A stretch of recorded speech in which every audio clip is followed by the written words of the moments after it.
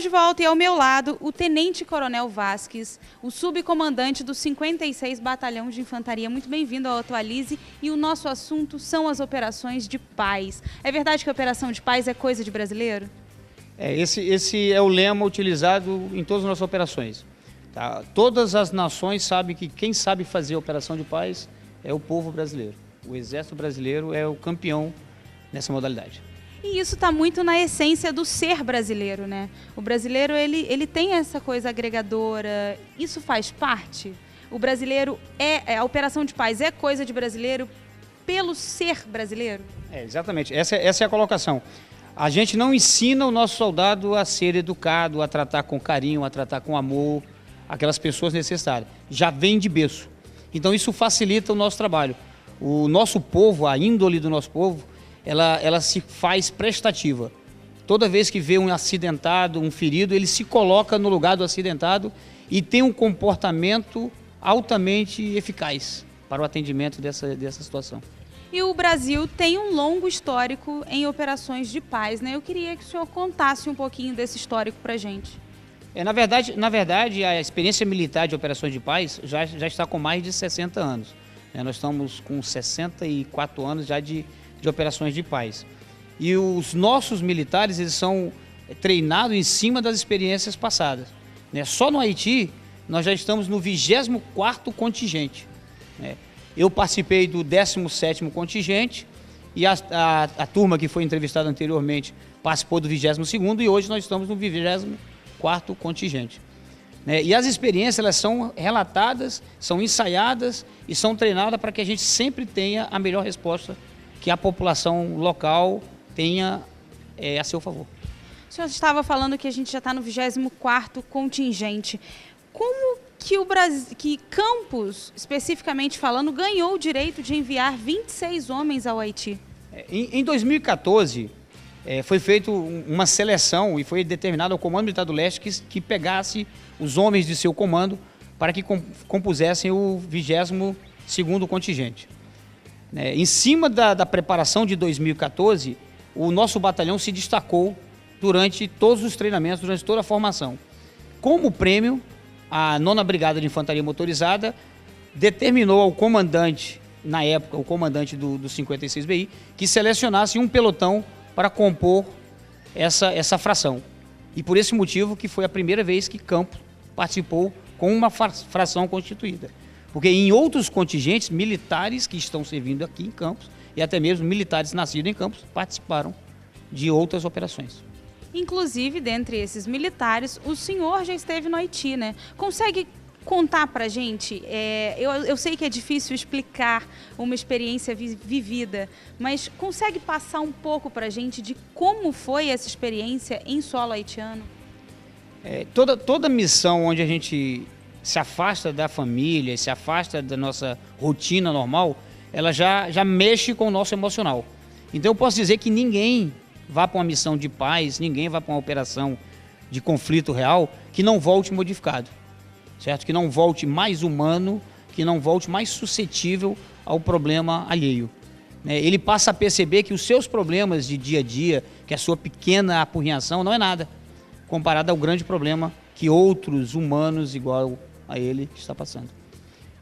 Com certeza. Você falou um pouco de mexer, o psicológico, o ser humano volta diferente de uma experiência como essa.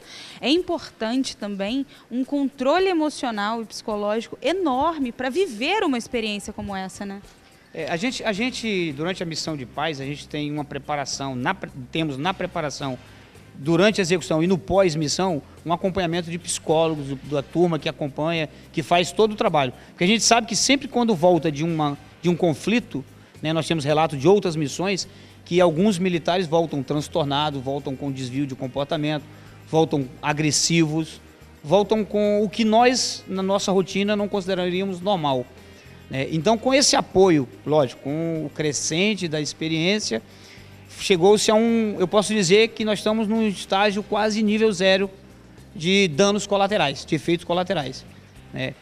Com o apoio das nossas forças, dos nossos entes queridos, nós conseguimos contornar todas as possíveis efeitos colaterais no soldado que foi para a missão. Qual é o maior desafio numa missão como essa, num país como o Haiti? Eu falei anteriormente com você, né, em off aqui, a gente conversando, e eu até brinquei, né, realmente a música que fala que o Haiti aqui, nós temos isso aqui também. A diferença é que lá é em grande escala, e lá ela é generalizada, a problemática é generalizada. Então eu acredito que o grande desafio é você acordar, passar o dia todo e ir dormir naquela mesma perspectiva de pobreza, e para onde você olha, você vê miséria, vê sofrimento e vê dor. Aqui a gente vê, mas a gente olha para um lado e não tem mais isso. A gente se afasta de um bairro e não vê mais aquele problema. Então, lá no Haiti nós não temos esse escape. Nas nossas dispensas, quando a gente era dispensado para descansar na praia, a gente via a mesma miséria. A gente ia para um local de repouso e a miséria estava em volta da gente. Então, a gente não conseguia se desligar da problemática de estar no Haiti. Logicamente, a gente tem que entender que uma missão tão duradoura tem interesses. Eu acredito que essa missão, até mesmo como pedido do Senado haitiano em 2013, depois confirmado em 2014, que há um crescente para que esta operação se encerre. Não sei dizer quando, né? Porque em 2013, quando eu estive no Haiti, já havia as solicitações das autoridades locais do encerramento da missão e da mudança da natureza da missão. Por ser um país pobre e a violência está controlada, eu digo controlada, porque na verdade a violência da época que eu fui lá, e acredito que para agora esteja menor, era um problema de gangues, eram problemas setoriais, eram bairros da capitais com elementos causando distúrbio, causando violência e realizando homicídios, né? Eu até brinquei que num dos índices lá nós tivemos 6 homicídios no mês. E aí eu perguntei, no Rio de Janeiro tem 6 homicídios por minuto? Então, eu acho que nós temos que realmente visualizar essa situação como um todo. Mas quem vai definir isso é a ONU. Não é o governo brasileiro, não é as Forças Armadas, não é a opinião nossa, não é um pedido nosso. Esse pedido tem que sair da nação, que solicitou a intervenção, a presença da ONU, através dos senados, através da presidência local, para que possa ser resolvido esse problema. E realmente, na minha visão, no meu ponto de vista, pela pobreza que eu vi, a solução passa agora por tecnologias, passa por educação e passa por investimentos econômicos, e não mais por força militar. Entendi. E você falou da violência controlada. Então, assim, quando a ONU sair do Haiti, o Haiti vai ficar para quem? Quem vai tomar conta?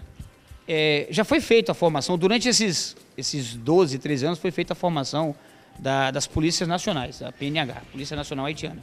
E foi feita também a Guarda Nacional, que seria uma força armada, porém não é uma força armada que não é para evitar conflito internacional. Seria exatamente a força de dissuasão da Polícia Nacional Haitiana.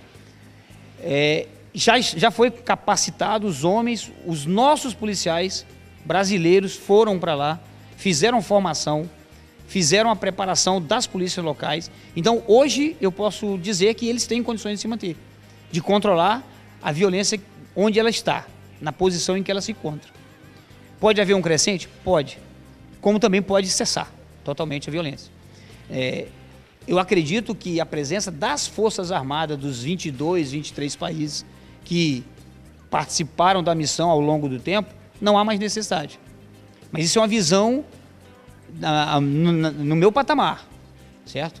No meu patamar, pelo que eu vivenciei lá, pela necessidade, pela carência, talvez um esforço com empresários, com pessoas de poder que pudessem alavancar a economia haitiana através do turismo ou outras através da plantação de cana-de-açúcar, que é o que tem no país ao lado, na República Dominicana, né, com produção de bebidas alcoólicas, talvez essas empresas pudessem alterar a situação atual do Haiti.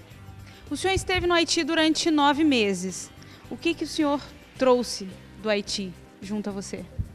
Além de muita saudade, eu cresci como ser humano. Na minha primeira participação em missão de paz em Angola, eu mudei. Eu era um tenente combatente e passei a ser um tenente de coração. Quando eu voltei para essa última missão, que eu já era tenente-coronel, já estava já nos últimos postos, eu voltei mais ainda como ser humano. Eu passei a absorver mais o comportamento da população local, eu passei a me colocar muito mais em função do servir. O soldado, ele é um servidor natural. O soldado, na essência, o militar, independente da patente, do posto, da graduação, ele é um soldado, ele é um servidor. Ele acorda servindo, obedecendo ordem e vai dormir também obedecendo ordem e servindo. Isso já é natural nosso. Mas nós servimos a uma hierarquia. Na hora em que a gente é posto a servir a quem não tem uma hierarquia, eu acredito que isso nos torna muito maior. Nós passamos a ter um crescimento humano, espiritual, para nos tornar mais aptos a servir a todos aqueles que precisam. Isso eu acho que foi a grande mudança nossa. Quero te agradecer por ter dividido essa experiência com a gente. Estávamos falando mais cedo que um homem que vai para a guerra, ele não volta o mesmo, principalmente pelas experiências vividas. Eu quero dizer que depois dessas conversas que a gente teve aqui, eu também não sou mais a mesma por vocês terem dividido essa experiência comigo. E eu tenho certeza que o pessoal de casa também não. Muito obrigada. Muito obrigado pela oportunidade. É sempre bom falar daquilo que a gente ama. A nossa profissão é uma profissão de amor. Servir a nação, servir ao povo é uma profissão de amor, é uma dedicação, é um sacerdócio. Como toda profissão, é um sacerdócio, mas a nossa específica, onde a gente coloca a nossa vida em risco para salvar as vidas dos outros, é muito bom saber que estamos tendo reconhecimento a partir da mídia. Agradeço a vocês pela presença, tá? E estamos à disposição para falar dos assuntos que nós somos capazes de falar. Muito obrigada. E vocês conheceram os heróis de carne e osso, os heróis de verdade. A gente vai para o intervalo rapidinho e volta já já, não sai daí.